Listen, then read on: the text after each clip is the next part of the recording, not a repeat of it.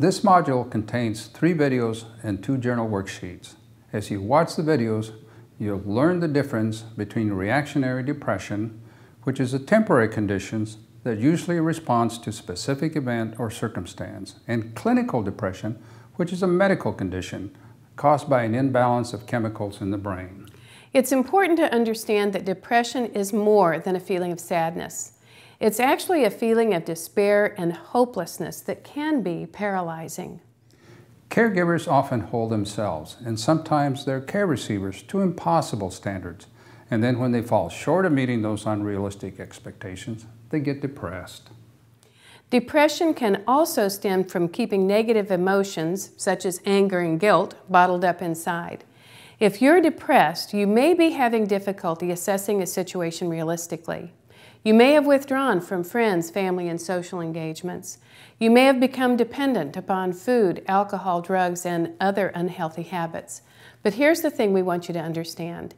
Depression is not a personality disorder. It's not a weakness of character or a lack of faith. It's hard to imagine that anyone could go through a long stretch of caregiving and not get depressed. So here are the steps that we believe can help you recognize and cope with caregiver depression. First, watch the video, Madeline Gets Depressed. As you do, be aware that she is describing an episode of reactionary depression. Observe what triggered her feelings and then how she worked her way through it. Next, watch the videos Caregiver Depression, Action and Reaction, and I'm Down and I Can't Get Up. Then complete the journal worksheets. Now this is important. As you do the worksheets, be honest with your answers. If you feel it's possible that you might be suffering with clinical depression, don't wait. Call your doctor today. So when you're ready, let's get started.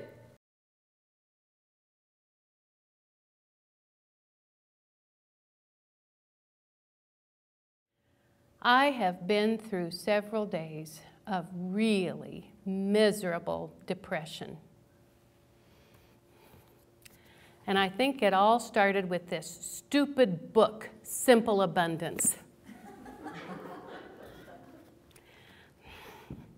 The author is a young woman, and she has children in grade school, much, much younger than I am, and she's saying that I should, listen to this, I should go through magazines and pick out pictures of the types of homes that I would like to live in, and then I should cut those out and paste them into an artist's sketchbook. And then I should go to a travel agency and I should look at the brochures and pick out brochures of the different types of trips that I would like to take. And then I should take those and put them into my artist's sketchbook. And I should have a drawer that's full of goodies for bad days, like bonbons and scented candles. And doing these things is supposed to help me find my authentic self. Good grief.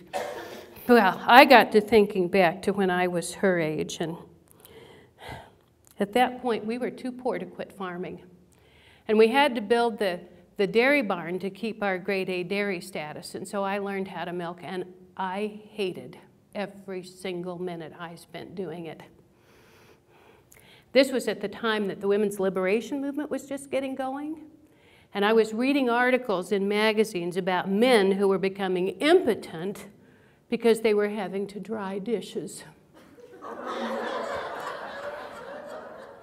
Well, I can tell you, as I was scooping cow manure out of the barn and sometimes spitting it out of my mouth, I did not have a lot of sympathy for those men. I think my thoughts were something like, oh, you poor babies. I just feel so sorry for you. My heart just breaks. Well, after I got to thinking about it, though, I realized that I was being my authentic self. I was helping my husband hold on to what was precious to him, and I was raising my family. And my authentic self was fully operational. And in those days, we had never even heard the word bankruptcy, and Even if we had, we would have never considered it. We just tightened our belt and we worked our way through it. And it's the same way now with Quentin's health. This is not the life either one of us would have chosen, but it is the way that it is. And I feel like my authentic self is fully operational. During those days of depression, though, I didn't want to do anything except for sleep and read. And everything Quentin did aggravated me. I hated the way he huffed and puffed when he scooted up to the table. It aggravated me beyond end how he would sit there and watch me bring the orange juice, the water, the coffee, and the vitamins to the table, and then he would act surprised when I would bring the food that it was time to eat breakfast, and how it would take him forever to get scooted up to the table and get ready to eat. And it didn't help a thing that 2 nights in a row, he sat up on the edge of the bed and he wet himself, and then he fell to the floor.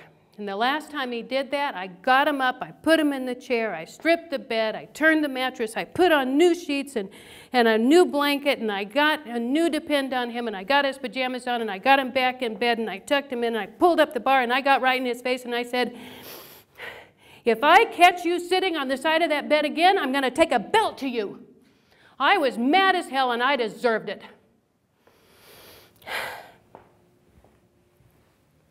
And then last night as I was doing exercises, the Bible verse, "All who are weary and heavy burdened, come unto me, and I will give you rest." That was as far as I could go, but that just kept going over and over and over in my mind, and this morning I woke up feeling like myself again.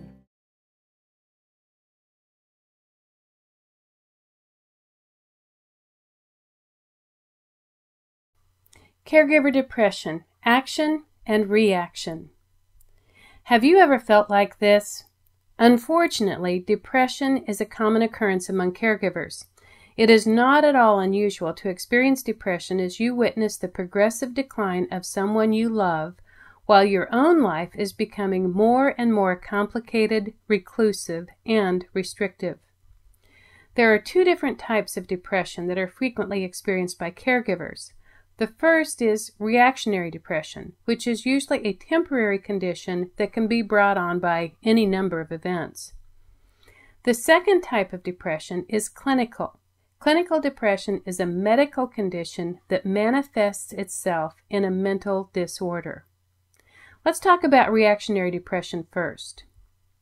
Reactionary depression can come on as a response to a difficult situation. Perhaps you or your loved one got a bad diagnosis or some other type of bad news. It could come about as a result of a loss or a rejection of some type. Perhaps you're going through a rocky spot in a relationship, or maybe you've had to accept that it's broken beyond repair. The loss of a family pet can put an entire family into depression. And it often comes on as a response to stuffing and carrying around big loads of anger, resentment, and guilt. Regardless of the cause, the emotional impact of depression is dramatic, and it can also lead to a series of physical ailments such as a lack of energy, headaches, backaches, stomach aches, difficulty sleeping, weight loss or gain, and it's more than a feeling of sadness. It's a feeling of despondency and hopelessness, and it absolutely knocks you for an emotional loop. You feel like a dark cloud is hovering right above your head and following you every place you go. There is some good news about reactionary depression. It's usually temporary, and it is possible to work through it on your own. So let's see how you can do that. Step 1, of course, is to become aware of the event or situation that triggered your feelings of depression. Step 2 is to accept that depression is not a weakness. It is a common experience among people who are coping with loss and difficult challenges. And now the third step is to take action. When you're at the beginning of an episode of reactionary depression, it may be hard to motivate yourself to do anything. You may need to just sit with your loss or your heartache for a while to feel it, to think about it, and to process it. Not every problem has an immediate solution. Take some time, and when you've recovered enough to move on, you might find it helpful to write about the event and your feelings toward it. You may find that getting outside, breathing in fresh air, and enjoying the sights and sounds of nature are a healing remedy for you.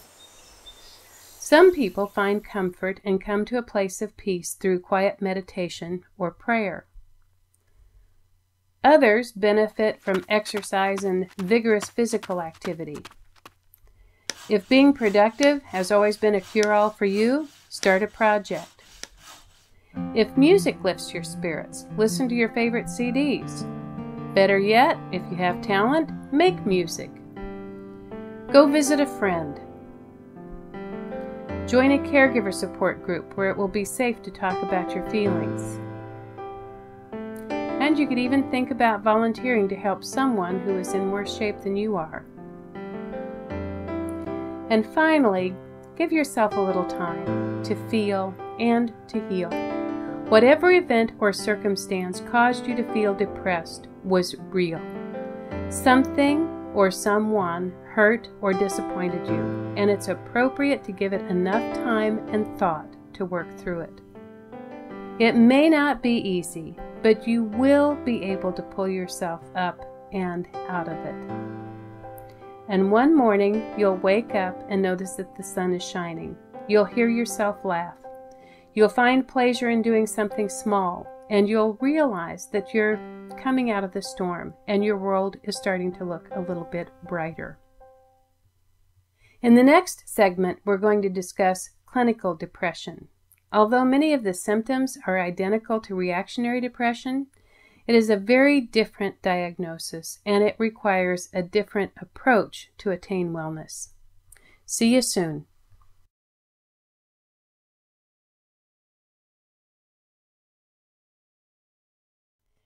Clinical depression. I'm down and I can't get up. Clinical depression is a medical condition of mental disturbance. People who are clinically depressed often feel that life is just not worth living. If you simply cannot find the energy to get out of bed and face the day, you may be suffering from clinical depression. Let's talk about what clinical depression is not to begin with. It is not a weakness of character. It is not a lack of faith. And it's not a melodramatic reaction to any set of circumstances or events. It is a medical condition that manifests itself in a mental disorder. It happens when the chemicals in your brain get out of balance. If you feel like there is no joy in your life, there's no one you want to see, nothing you want to do, if you feel like you are on a continual downward slide, and if you cannot visualize anything positive happening and you have nothing to look forward to in the future, and if you've been experiencing suicidal thoughts and have felt this way for 2 weeks or more, please call your doctor.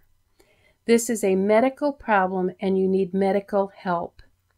If you are clinically depressed, you cannot eat, drink, smoke, think, talk, or pray your way out of it. The chemicals in your brain are out of balance, and medication is going to be required to get them back in balance. You also may experience tremendous benefit from working with a professional therapist. So, the action list for dealing with clinical depression is very short. Call your doctor. Explain your symptoms to the doctor and accept the fact that taking medication for depression is as vital as taking medication for high blood pressure or any other kind of physical ailment. And here's an important note. Keep taking your medication until your doctor says it's okay to stop. Once you start taking medication, you may be surprised at how quickly you can say goodbye to your dark nights of depression and start waking up to brighter days. The next two segments deal with grief and life after caregiving ends. Depression and grief are closely related and frequently part of the caregiver experience. Nothing will make this easy, but understanding it may help make it a little less painful and confusing as you go through the process. See you soon.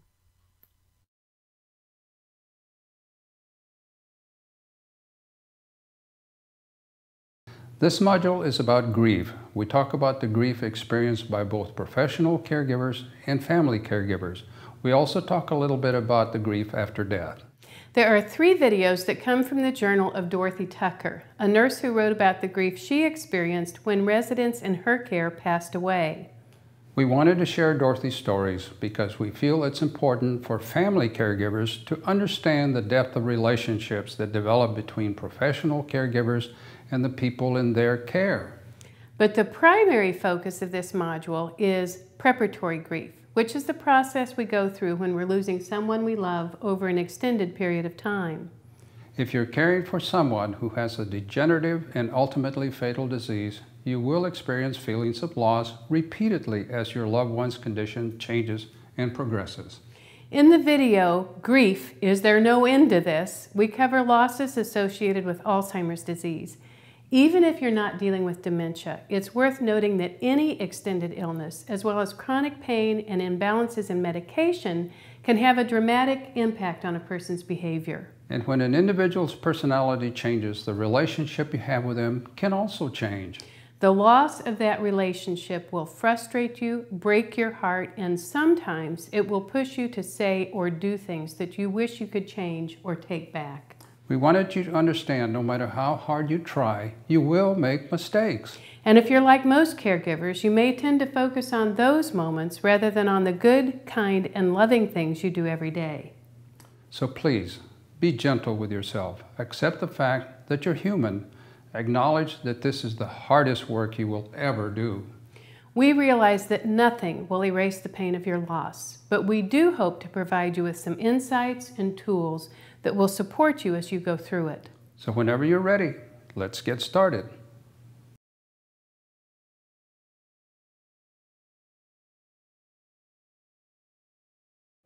Okay, the third and fourth emotions that most people have to deal with are depression and grief. And I call these two the evil twins of caregiving because they look so much alike that sometimes it's really very difficult to tell the difference. Grief is what you experience when you lose someone or something that you care about very deeply. And we usually think of grief in terms of losing someone through death. The grief that you experience when you're going through a long-term progressive and degenerative disease is different, and that's called preparatory grief. And this is different because it requires ongoing adjustments to continual changes. And my mother talked about preparatory grief, although she didn't know. She didn't have a name for it at the time. But I heard her say many times, my husband died on October 30th, 1993. We just haven't gotten around to burying him yet. She said that she felt like when you are caring for someone who has a long-term illness, that it can feel like that person has been dead for as many years as you have been taking care of them. And she really loved my father. She really did. But toward the end, there were times that she looked at him and what she saw was a repulsive old man. And when he couldn't go to the bathroom by himself, when he dribbled the food down the front of his shirt, when he couldn't converse and respond the way that he had, when he spent most of his days with his chin on his chest at the end of the table and once in a while looking out the window at the south end of the kitchen, out at the hill that he used to farm. He wasn't very engaging or very much fun to be with. And she was having a really difficult time with this. And then one day she said, you know, I have to stop and think, this is not the Quentin I have loved and known for so many years. And he used to be so careful. She said before he had the stroke, he would never come into the house wearing dirty boots. He would never walk across the carpet with his work clothes. He always hung his clothes up in orderly fashion in the closet. He always had his dress clothes here and his work clothes there, and they were all buttoned and lined up facing the same direction. She said he was well read. He would always read the Hutchinson News, the High Plains Journal, Time magazine from cover to cover, Successful Farming. She said he had wonderful table manners and he was fun to be with. And she said, I was always proud to be his wife. And she said, I have to remember now who he used to be and remember that he is still in there. And that was a terrible grief for her. And as people progress with diseases such as Alzheimer's, other forms of dementia, and Parkinson's, these long, slow, progressive diseases, we do grieve the loss of who that person used to be. You're grieving the losses that you have already experienced and the things that you thought you were going to have in this current situation. And you're grieving the losses that you anticipate are still ahead. And these are really difficult things to go through. And a lot of times, if you're a family caregiver, you're going through it by yourself. It is, as you mentioned earlier, these used to be family affairs, and a lot of times, you know, the family does not live around, and so the caregiver, the primary caregiver, is the one that is carrying the load, and that was the person who was closest to the person with the illness or the disease. And this is a tremendous loss. So to acknowledge it, to accept it, is a place to start, because once you understand it, then it can become a little easier to understand. There are physical symptoms that come along with depression and grief, and these can be things like headaches, backaches, digestive problems. You can have tension, anxiety attacks, panic attacks.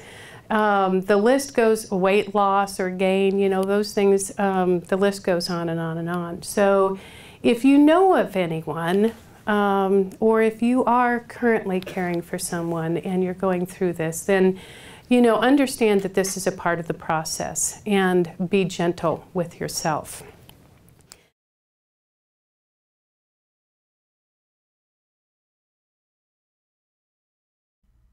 Grief. Is there no end to this? Grief is the process we go through when we lose someone or something we care about deeply. Preparatory grief is what we experience when we are losing a loved one due to a progressive, degenerative, and ultimately fatal disease. Preparatory grief is different from the grief people experience when a loved one dies, in that it requires continual adjustments to ongoing changes and losses. I call depression and grief the evil twins of caregiving because they look so much alike sometimes it's hard to tell the difference. Symptoms of preparatory grief look very similar to symptoms of depression, and it's not unusual for caregivers to experience anger and frustration, overwhelming feelings of guilt, tension, headaches, backaches, anxiety disorders and panic attacks, weight loss or gain, difficulty sleeping, loss of objectivity, which leads to an inability to view the situation realistically, and of course, sadness, a longing for what was and will never be again, an overwhelming sense of loss. Preparatory grief is a hard process. It challenges you mentally, emotionally, spiritually, and physically, and as a result, depression ends up being a common occurrence. So, how do you develop an attitude of creative indifference toward grief? Well, it's the same three-step process we've been applying to all of the other emotional challenges of caregiving. Step 1 is to become aware. Step 2 is to accept. And step 3 is to take action. So let's start with becoming aware. As you look back, think about the losses you have already experienced. Are there activities you and your care receiver used to enjoy doing together that you can no longer do? Have you stopped socializing with friends? Has the disease or injury changed your relationship? Is it no longer possible to live in your home? Next, list the losses you are currently experiencing. You may feel like you're alone and have been set adrift on an unknown sea. If you're like a lot of other caregivers, you may feel like you're spending every day trying to break through an impenetrable brick wall. Nothing about this process is easy, but coming to a point of acceptance can be exceptionally hard, because when you look ahead and identify the losses and adjustments you anticipate you will be experiencing in the future, this gets tough. Witnessing the persistent decline of someone you care about is excruciatingly difficult. So your challenge is to develop a strategy that will keep you from sinking as you continue to witness your care receiver's decline, and as you have to cope with new and different challenges and losses each day. So, how do you do that? Well, let's start with acknowledging the fact that this is hard. Even if you are the most positive, upbeat, and optimistic person you have ever known, keeping yourself pumped up as you go through this is nearly impossible. So, let's talk about some specific action steps that might help you get through it. I know we've covered this a number of times, but I think it still bears repeating. Your own emotional suffering will be greatly reduced if you can separate the person from the disease. When they forget your name, when they act out, when they say or do things that frustrate, hurt, and baffle you, remember the disease is in charge. Be angry at the disease, not at the person. Meet them wherever they are in their current moment. If it's a good day, enjoy the calm and peaceful feeling. If it's a bad day, try not to take it personally. If they're feeling happy and playful, join in. Sharing a good laugh releases endorphins and it improves everyone's frame of mind. If they're disoriented or in pain, provide comfort, and if it's critical or chronic, get medical help. The behavior of persons with Alzheimer's, brain injuries, and other cognitive disorders can be very unpredictable. If your care receiver has lost the ability to recognize danger and to make good decisions, your primary objective has to be keeping them safe. Once you're confident they can't hurt themselves and that they're not a danger to others, let them be wherever they are. Who knows? They may be on a rocket ship to Mars. They might be competing in a beauty contest. The important thing to remember is that wherever they are mentally, their reality may be very different from yours, but it is every bit as real. And no matter how hard you wish, they will not be capable of joining you where you are. Lori LeBay with Alzheimer's Speaks has been caring for her mother who had early onset Alzheimer's. Lori's been caring for her mother for 30 years, and she says there are only 3 things that matter when it comes to caring for persons with Alzheimer's. Keep them safe, keep them happy, keep them pain-free.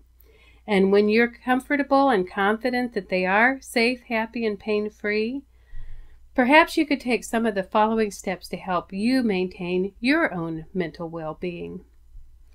If you have a treasure chest of shared and happy memories, you are very lucky. Hoard those memories and protect them like they're gold. Maybe you created wonderful holiday celebrations for family and friends. Maybe you built something together like a home or a business. Perhaps you celebrated the accomplishment of a shared dream for yourselves or for your family. Whatever it was, if you achieved a goal together, focus on the feelings of success and joy you shared when you accomplished it. And if you have good memories of vacations or adventures, try to recall a few magical moments. Good memories can keep you connected. When you carry them in your heart for both of you, and when you hit a rough patch, pull one of them out and focus on the feeling you experienced in that particular moment. When your loved one loses his or her memories, and you become aware that you can never repeat or recapture the relationship you once had, it hurts your head and it breaks your heart. But even if the disease has stolen your loved one's memories, it doesn't mean that they weren't real or that they don't still exist. The memories and the feelings that accompany these special moments can still have the power to fill the holes in your heart. Now, what if your relationship wasn't a good one? What if your memories aren't happy ones? Maybe you could start with identifying a solution you handled well. Feel good about the way you dealt with it and congratulate yourself on being a good person and doing the right thing. And if this is the case, then run as fast as you can to the nearest bookstore and buy a copy of Roberta Satow's book, Doing the Right Thing, Taking Care of Your Elderly Parents even if they didn't take care of you. This book is a must-read for people who have had trouble setting boundaries and making self-care a priority. And then seek help and support. Being a caregiver is one of the most difficult and generous acts of love any of us will ever be called upon to perform on behalf of another. It is an incredibly heavy burden. Don't try to carry it alone. Get involved in a caregiver support group where you can safely vent your emotions.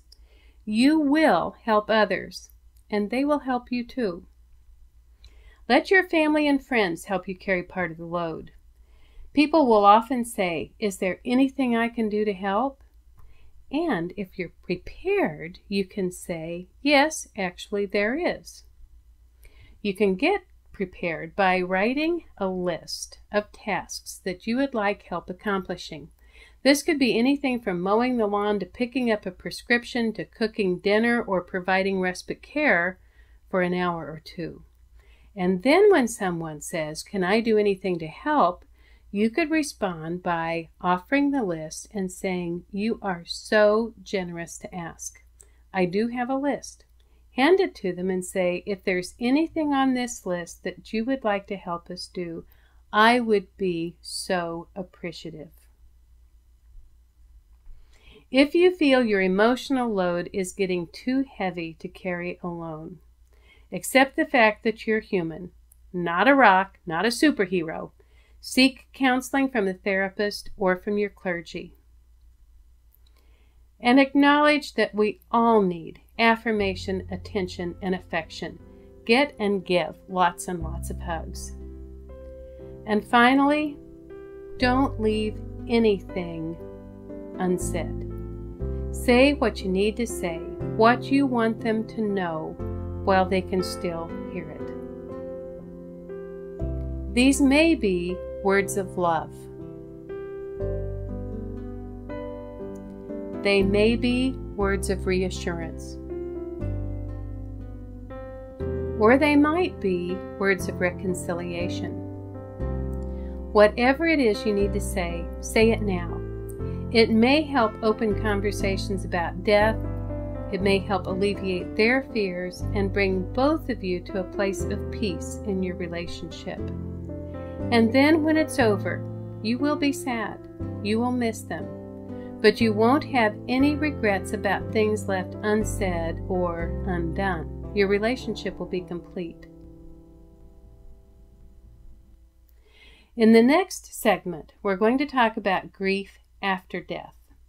Right after my dad died, I encouraged my mother to get involved in a hospice grief counseling program. Her response was, "Oh, hell, I've been grieving for 6 years. I'm done with that." She didn't have any interest in attending a grief counseling group.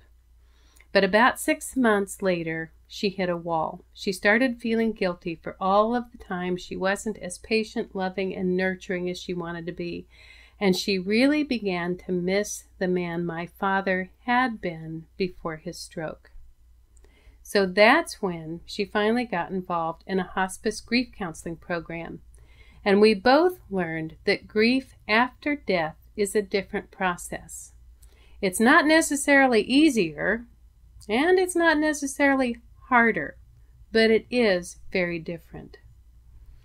Being aware won't protect you from the loss or shield you from the pain, but it will help you understand what's happening as you go through it. Changing your perspective, seeing it from a different point of view, can help you as you go through the process. So in the next segment, we're going to talk about grief after death and life after caregiving. See you soon.